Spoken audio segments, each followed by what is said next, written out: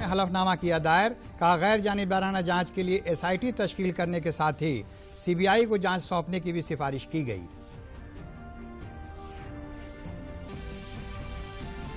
मरकजी वज़ीर इत्तलात और नशरियात प्रकाश जावड़ेकर ने सिनेमा और मल्टीप्लेक्स खोलने पर ज़ाब्ते किए जारी, कहा फिल्म देखते वक्त सोशल डिस्टेंसिंग, मास्क और सैनिटाइजर समेत दीगर एहतियात बरतनी होंगे।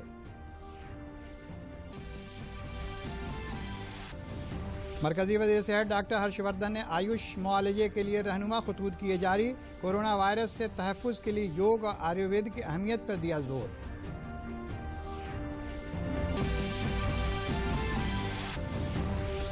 और हुनर को फ़रोग़ से खुद रोज़गार को फ़रोग़ देते हुए मिर्ज़ापुर के मुजस्समा साज अविनाश कुमार वज़ीर आज़म के खुद कफ़ील भारत वोकल फॉर लोकल के ख्वाब को कर रहे हैं शर्मिंदा ताबीर।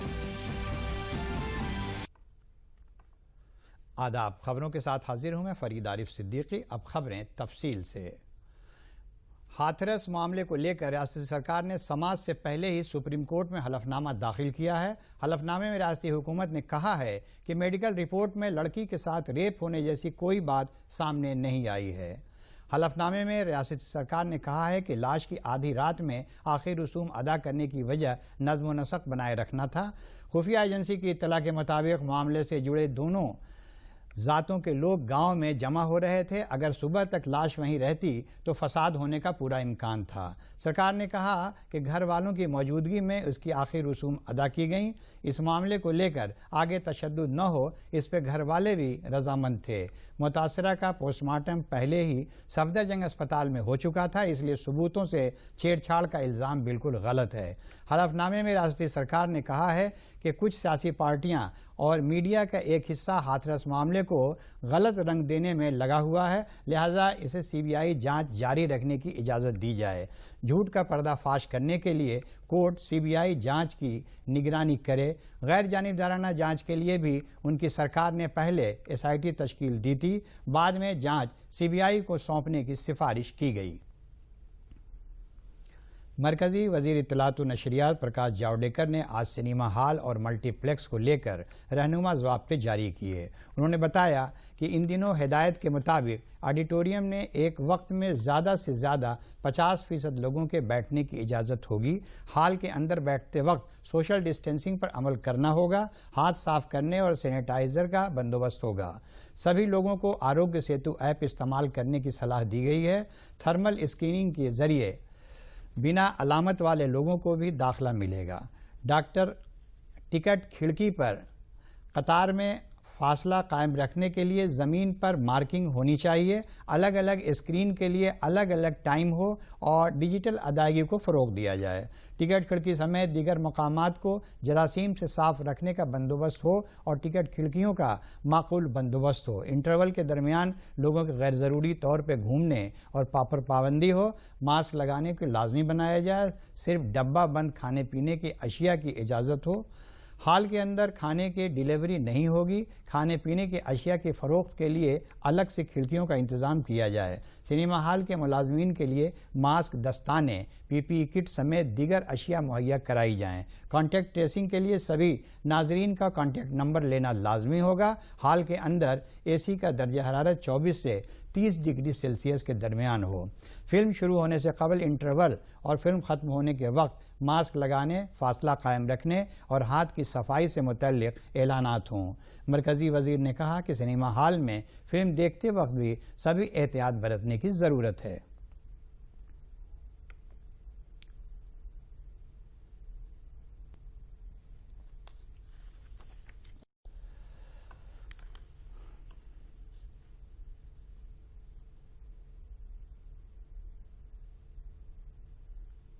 %50 लोग अलाउड होंगे, यानी अगर 200 का स्क्रीन होगा तो 100 लोग आ सकेंगे।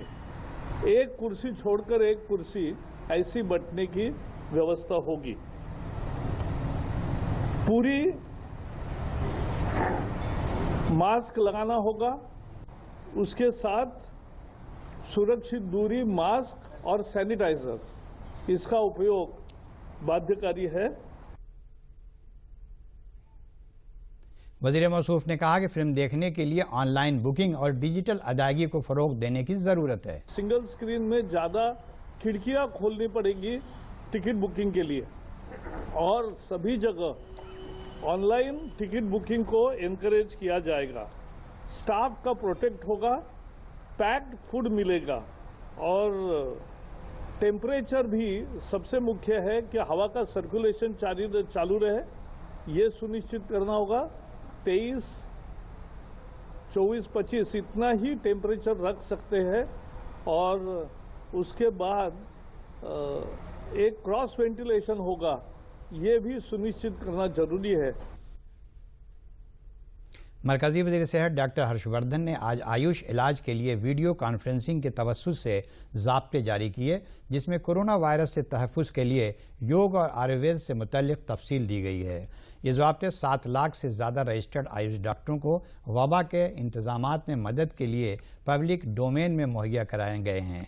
आयुर्वेद की अहमियत पर जोर देते हुए मरकज़ी वज़ीर ने कहा कि मुख्तलिफ़ अमराज के इलाज में आयुर्वेद हिंदुस्तानी तहज़ीब का एक लाजमी हिस्सा रहा है। मॉडर्न सिस्टम ऑफ मेडिसिन, उसकी अपनी ताकत है। उसने आधुनिक तरीके से बहुत सारे उपचार और बहुत सारी शल्य चिकित्सा और बहुत सारी चीजें लोगों के लिए उपलब्ध कराई हैं, जिसके कारण लोगों का जीवन बेहतर हुआ है। लेकिन कोरोना के खिलाफ सरकार के सख्त इंतजाम की वजह से बेहतर नताइज सामने आ रहे हैं। सेहत और कुंबा बहबूद वजारत के मुताबिक मुल्क में कोरोना वायरस से मुतासरा लोगों में से अब तक 56,62,490 मरीज सेहतयाब हो चुके हैं, जिसके बाद मुल्क में रिकवरी रेट बढ़कर 84.70% हो गया है। मुल्क में कोविड से शरह उम्माद घटकर 1.55% रह गई है। गुज़िश्ता 24 घंटों में 75,787 मरीज सेहतयाब हुए हैं। और बात अब अपने तहफ़्फ़ुज़ की। कोविड-19 से हिफाजत की और डीडी न्यूज़ की ख़ास मुहिम मास्क अप इंडिया को देखते हैं क्या है ये पहल। वैश्विक महामारी कोविड-19, जिसका कहर संपूर्ण मानव जाति को अपनी आगोश में ले चुका है। टीका या दवाई उपलब्ध होने तक महामारी के खिलाफ मानवता की जंग जारी है। ऐसे में सबसे जरूरी है सावधानी और बचाव। फेस मास्क कोरोना से रोकथाम का सबसे प्रभावी उपाय साबित हुआ है। विश्व स्वास्थ्य संगठन और विशेषज्ञों की शोध का भी यही निष्कर्ष है कि मास्क से मुंह और नाक को अच्छी तरह ढककर कोरोना संक्रमण को कम किया जा सकता है। कोरोना संक्रमण से बचाव के लिए मास्क पहनने के साथ ही जरूरी है मास्क को सही तरीके से पहनना। बहुत से लोग मास्क से नाक और मुंह को सही तरीके से नहीं ढकते हैं, जिससे संक्रमण का खतरा बना रहता है। बिना मास्क या फेस कवर के घर से बाहर निकलने की अभी कल्पना करना भी सही नहीं है। जुड़िए डीडी न्यूज की खास मुहिम मास्क अप इंडिया के साथ। मास्क पहने और अपने मुंह और नाक को अच्छी तरह ढके। अपने परिवार के सदस्यों और दोस्तों को मास्क पहनने के लिए कहें। Mask up India, mask up India. DD news के माध्यम से सबको बताना है, कोरोना को हराना है, मास्क जरूर लगाना है। Mask up India, mask up India, mask up India.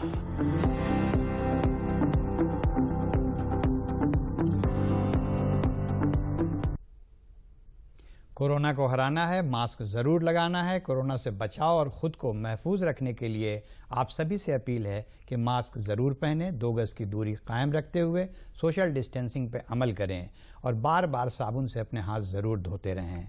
आप लोगों की कोशिशों से ही भारत जीतेगा और कोरोना हारेगा। आलमी वबा कोरोना से निपटने के लिए मरकज़ और रियासती सरकार के ज़रिए मुसलसल जंगी पैमाने पर काम किए जा रहे हैं, जिसकी वजह से शरह अमवात में कमी आने के साथ ही लोगों के सेहत याब होने की शरह में भी इजाफा हो रहा है। कोरोना से तहफ़्फ़ुज़ के लिए अवामी बेदारी के साथ ही वायरस को रोकने के लिए लोगों की शराकत भी ज़रूरी है।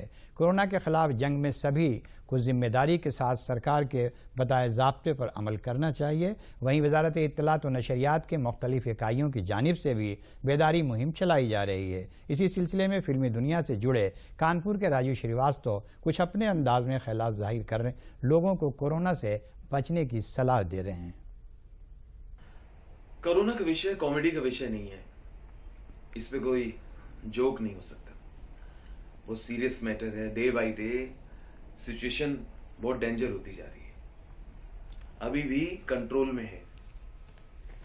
हम लोगों को बहुत होशियारी से और बहुत सेफ होके चलना पड़ेगा, नहीं तो सोच के देखो, अगर ये विस्फोटक हो गया तो सोचिए, आप सड़क पे जा रहे हैं, अचानक आपके सामने कोई गिर पड़ा, लेट गया, ऑटो रिक्शा से कोई लटक गया, मॉल में खड़े खड़े कोई गिर गया, क्या होगा?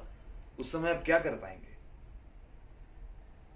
लेकिन ये कोरोना एक चीज अच्छी करके जा रहा है, हैंड वॉश की आदत, हाथ धोने की आदत। भाई हाथ धोएंगे तो फूड पॉइजनिंग से भी बचेंगे।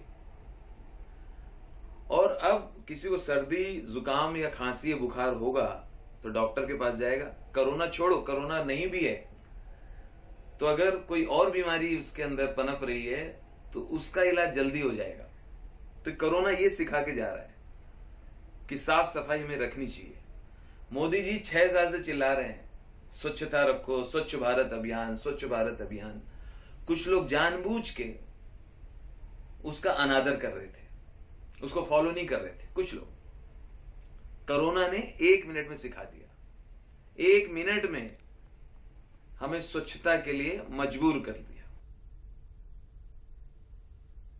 खबर हुनर के फ़रोग़ से रोज़गार को फ़रोग़ देने में मिर्ज़ापुर के मुजस्समा साज अविनाश कुमार मौर्य ने काबिल तारीफ़ काम किया है। वो रोज़गार के लिए पंचर बनाने को मजबूर थे, मगर अब वो हुनर को फ़रोग़ के ज़रिए तरबियत हासिल कर बलुआ पत्थरों में जान डाल रहे हैं और मुजस्समे तैयार कर रहे हैं। अविनाश ने अपनी मिट्टी से जुड़े बलुआ पत्थरों को ही लॉकडाउन में तराश कर खुद रोज़गार का ज़रिया बनाया। इस काम में उनके साथ कई और लोग भी रोज़गार हासिल कर रहे हैं। अविनाश कुमार ने भारत सरकार के अलामती निशान अशोक पिलर और महात्मा बुद्ध के अजीमुशान मुजस्समे तराशे जो इलाके में बहुत मकबूल हुए हैं। अविनाश वज़ीर आज़म के खुद कफ़ील भारत और वोकल फॉर लोकल के ख्वाब को शर्मिंदा ताबीर कर रहे हैं। वो इलाके के नौजवानों के लिए एक रोल मॉडल साबित हो रहे हैं। हम तो हर आवश्यकता अनुसार मूर्तियाँ बनाते हैं और इसका हमने डिग्री भी लिया है, BFA किया है और MFA भी किया है मूर्ति कला से। और पूरे मध्य प्रदेश में मूर्ति कला के टॉपर भी रहे 2018 के बैच में। और यहाँ के पत्थर की जो खासियत है सर, मौर्य काल से में लाल बलुआ पत्थर का सबसे ज़्यादा यूज हुआ था। इस पत्थर का एक खासियत है कि चाहे पानी में हो चाहे धूप में हो, इसकी चमक जो रहती है हमेशा बरकरार रहती है। अच्छा, ये पानी से या धूप से काम नहीं होता है। और इसमें जो मूर्तियाँ बनती हैं वो काफ़ी सुंदर दिखने में लगती हैं, अट्रैक्टिव। हाथरस मामले को लेकर अपोजिशन के ज़रिए सरकार के ख़िलाफ़ की जा रही तशहीर को गलत ठहराते हुए रियासत के जल शक्ति वज़ीर महेंद्र सिंह ने कहा कि अपोजिशन अमन और खैरसगाली का माहौल बिगाड़ कर सियासत कर रही है। उन्होंने कहा कि हिज़्ब इख्तिलाफ़ ने सरकार को बदनाम करने की साजिश रची थी, लेकिन अब हकीकत सामने आ गई है। उन्होंने कहा कि वज़ीर आला योगी आदित्यनाथ के ख़िलाफ़ झूठी अफवाहें फैलाई गईं, जिसकी जवाब आवाम देगी। लखनऊ में आज महकमा जाती जायज़ा मीटिंग के बाद उन्होंने बताया कि उनकी सरकार सभी नहरों में टेल तक पानी पहुंचाने के लिए पुरज़्म है। उन्होंने कहा कि पहली मरतबा ऐसा हुआ है कि जब 47,000 किलोमीटर नहरों की सफाई की गई और 40 सालों में जिन नहरों में पानी नहीं पहुंचा था वहां भी पानी पहुंचा। हाथरस के बारे में आप लोगों को अच्छी तरीके से जानकारी में आ गया है कि अब दूध का दूध, पानी का पानी सबके सामने दिखा है। ये विपक्षियों ने किस तरीके से साजिश किया। गवर्नमेंट जो अच्छी खासी उत्तर प्रदेश को हर पैमाने पर, हर दृष्टि से भारत में नंबर 1 का उत्तर प्रदेश हमारा बन रहा था, उसमें अवरोध उत्पन्न करने की कोशिश की। और सरकार की और माननीय मुख्यमंत्री जी के बारे में जिस तरीके से झूठी अफवाह फैलाई गई, अब उसका पर्दाफाश हो रहा है। इनका जो मुखौटा लगा करके लोग घूम रहे हैं, अब इनका असली चेहरा जनता के सामने आ रहा है। 47,000 किलोमीटर नहरों की सफाई किया, जितने रजवाहे थे और अल्पकाएं थी सबकी 100% सफाई करके, जिसमें 250 विधायकों ने और सांसदों ने पत्र लिख करके उत्तर प्रदेश सरकार की सराहना की। उसमें विपक्ष के भी सपा, बसपा, कांग्रेस सभी दलों के विधायक और सांसदों ने लिख करके दिया कि वास्तव में पहली बार सफाई हुई और 40 साल पहले, जिसमें 40 साल पहले पानी नहीं आया था, उन नहरों में भी पानी आया। आज हम लोगों ने समीक्षा के दृष्टि से यहाँ पर हमारे मुख्य अभियंता और एसी अधीक्षण अभियंता, इनको सबको हम लोग बुलाए थे और इस बातचीत करने के लिए कि नहरों का सफाई भी करेंगे और किसी भी नहर में किसी कारण से अगर टेल तक पानी नहीं आता है तो टेल तक पानी कैसे पहुंचे, इसकी व्यवस्था भी सुनिश्चित करेंगे। अब उत्तर प्रदेश में कोई भी नहर आज से 100 साल पहले बनी थी और पानी नहीं जा रहा है तो उसका भी हम निवारण करेंगे। अब कोई नहर ऐसी नहीं रहेगी जिसमें टेल तक पानी ना जाए। साबिक मरकजी वजीर मेनका गांधी ने सुल्तानपुर के लम्बुआ में जदीद सहूलत से लैस डाकघर का इफ्तिताह किया। उन्होंने तकरीब में कहा कि इस डाकघर में हर तरह की सहूलियात दी जाएंगी। सहाफ़ियों से बातचीत में मेनका गांधी ने कहा कि डाक मुलाजमीन में लॉकडाउन के दौरान अपनी जान खतरे में डालकर आवाम की बेहतरीन खिदमत की है।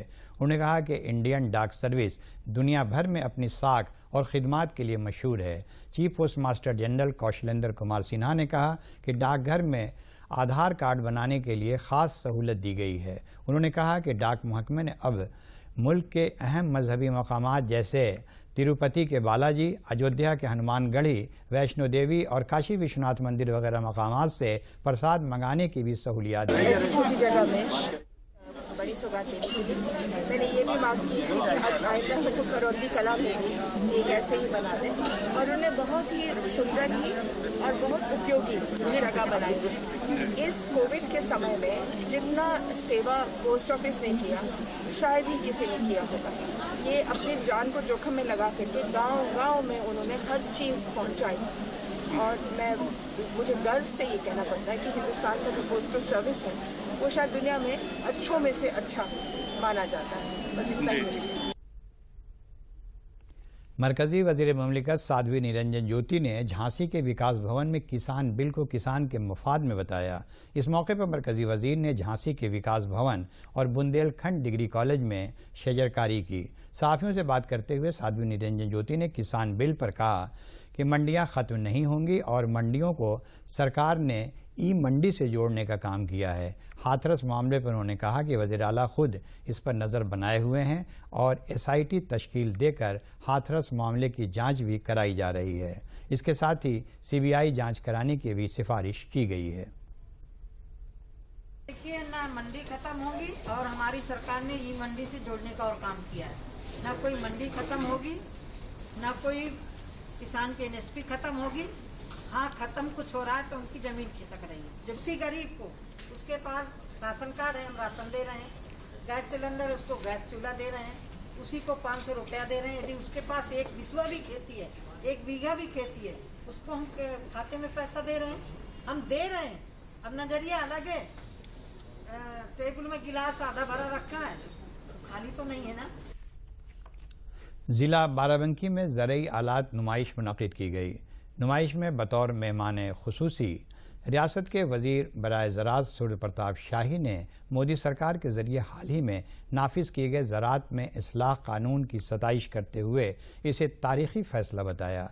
ज़राअत के वज़ीर ने कहा कि ज़रई इस्लाहात कानून नाफिज होने से मुल्क के किसान अपनी फसल की फ़रोख्त मुल्क भर में कहीं भी करने के लिए आज़ाद होंगे। इससे मुख्तलिफ़ किस्म की काश्त पैदा होगी और ख़तरा भी कम होगा। उन्होंने कहा कि किसानों को फसल की पैदावार की माकूल कीमत हासिल होने के साथ ही ज़्यादा मुनाफा भी मिलेगा। किसान अपनी काश्त खेत में ही फ़रोख्त कर सकते हैं और ज़रई इस्लाहात से फसल मालिकों और सार्फिन दोनों को बिचौलियों से निजात मिलेगी। बाराबंकी ज़िले के किसानों ने भी मरकज़ी हुकूमत के ज़रई बिल की सताइश की है। बिल को तो उन्होंने नासमझी में फाड़ करके फेंक दिया था और अभी भी उसी तरीके से समझ रहे हैं। तो ये अब यूपीए का शासन नहीं है, ये एनडीए का शासन है जिसने बहुत सोच समझ करके किसानों के वो उनकी जो समस्याएं थी उनसे निजात निकालने के लिए और जो प्रधानमंत्री मोदी जी ने किसानों की आमदनी का लक्ष्य रखा है कि 2022 तक दोगुना किया जाए, उसके लिए ये तीनों बिल नितांत आवश्यक रहे हैं, जिसके माध्यम से बाजार का सुधार करके एक देश एक बाजार करके किसानों को के बीच से बिचौलियों, आढ़तियों और जो कमीशन एजेंट थे इन्हें उनको निकाल करके बाहर कर दिया जाए, क्योंकि पंजाब का सारा सिस्टम कमीशन एजेंट और आढ़तियों के माध्यम से चलता है और दलालों के और लाइसेंस कोटा परमिट की राजनीति कांग्रेस पार्टी करती रही है। इसके माध्यम से सारे लाइसेंस खत्म हो गए हैं। हमारे देश की केंद्र की सरकार ने जो कृषि बिल पास किए हैं वो बिल हमारे सभी किसान भाइयों के लिए बहुत लाभदायक है।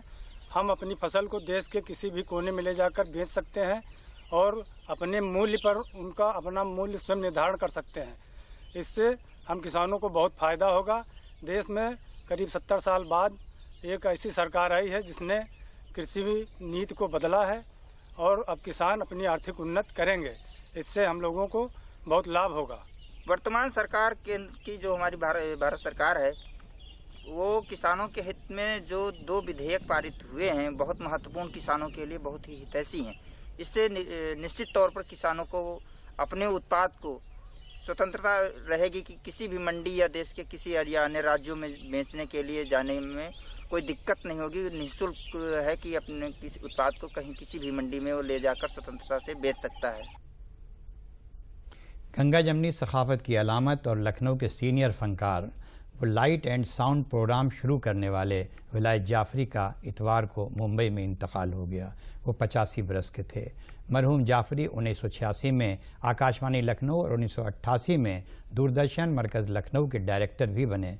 जाफरी साहब ने पहली मरतबा 1969 में लाइट एंड साउंड प्रोग्राम शुरू किया। इनके मशहूर लाइट एंड साउंड प्रोग्राम बढ़ते कदम के 158 शो पेश किए गए। ये प्रोग्राम लखनऊ की तारीखी इमारत रेजिडेंसी में भी मुनक़िद किया गया। उनका जज़्द खाकी आज मुंबई से लखनऊ उनकी रिहाइशगाह लाया गया। बाद में रायबरेली में उनको सुपुर्द खाक किया जाएगा। मथुरा पुलिस ने पदमनी फैलाने के इल्ज़ाम में पॉपुलर फ्रंट ऑफ इंडिया और उसकी माविन तंजीम कैंपस फ्रंट ऑफ इंडिया से जुड़े 4 लोगों को गिरफ्तार किया है। एडीजी नज़्म प्रशांत कुमार ने के मुताबिक ऐसी इत्तला मिली थी कि कुछ मुश्तबा लोग दिल्ली से हाथरस की तरफ जा रहे हैं, जिस पर कार्रवाई करते हुए मथुरा के माउंटोल प्लाजा पर गाड़ियों की चेकिंग के दौरान एक कार को रोका गया जिसमें 4 लोग सवार थे। उनकी हिरासत में लेकर पूछताछ की गई। गिरफ्तार लोगों के कब्जे से मोबाइल, लैपटॉप और अमन को नुकसान पहुंचाने वाले मवाद बरामद हुए। चारों के खिलाफ मांड थाने में के जरिए कार्रवाई की जा रही है। आइंदा जुमेरात को होने वाले इमाम हुसैन के चहल्लुम के मद्देनज़र लखनऊ में पुलिस इंतज़ामिया ने तैयारियां तेज़ कर दी हैं। कोरोना वबा की वजह से किसी भी तरह की जुलूस निकालने की इजाज़त नहीं दी गई है। इसके पेश नज़र आज जॉइंट पुलिस कमिश्नर नवीन अरोड़ा ने पुराने लखनऊ के मुख्तलिफ इलाकों में पुलिस फोर्स के साथ फ्लैग मार्च किया। डिप्टी कमिश्नर पुलिस मगरबी देवेश कुमार पांडे ने बताया कि चहल्लुम के मद्देनज़र हिफाजती इंतजामात की मालूमात देने के साथ साथ लोगों को कोरोना से बचने के लिए बेदार किया गया है।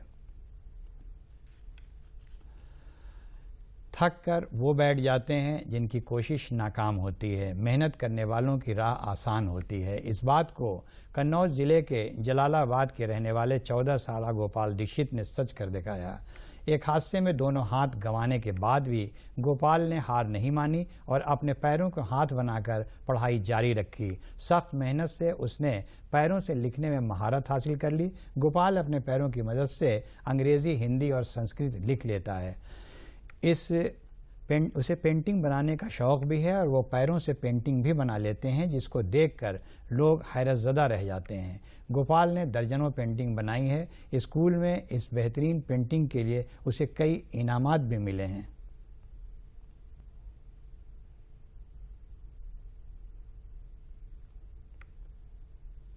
पैर से खाना खाते हैं पैर से लिखते पढ़ते, पैर से सारा काम पैर ही करते। तो अपना सारा काम पैरों से करते हैं, सफाई करते हैं, नाल भी लेते हैं पैरों से, और उसके बाद में खाना भी पैरों से खाते हैं, चाय बिस्किट ये सब पैरों से, और पढ़ाई भी अपने पैरों से ही लिखते पढ़ते हैं।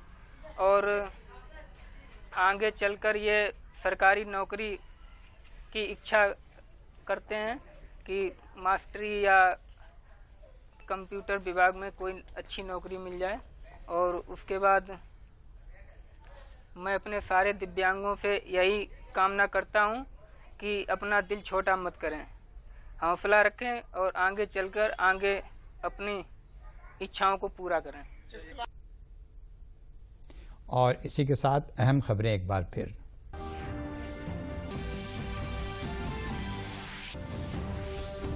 हलफनामा किया दायर, कहा गैर जानिबदाराना जांच के लिए SIT तश्कील करने के साथ ही CBI को जांच सौंपने की भी सिफारिश की गई।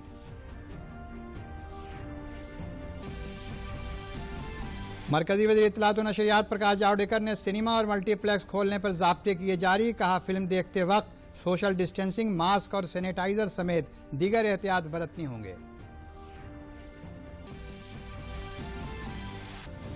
मरकजी वज़ीर सेहत डॉक्टर हर्षवर्धन ने आयुष मुआलजे के लिए रहनुमा खतूत किए जारी, कोरोना वायरस से तहफ़्फ़ुज़ के लिए योग और आयुर्वेद की अहमियत पर दिया जोर।